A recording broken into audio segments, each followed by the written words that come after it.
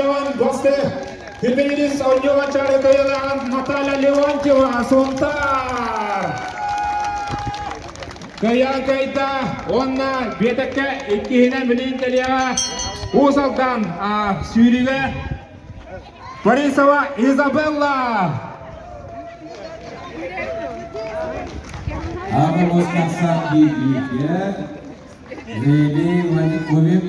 Освобождаем беговую дорожку. И серебро. Борисова Изабелла, Усалданский улус.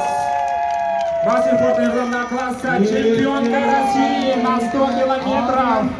Изабелла Борисова демонстрирует отличную форму. И на 3000 метров. Поздравляем!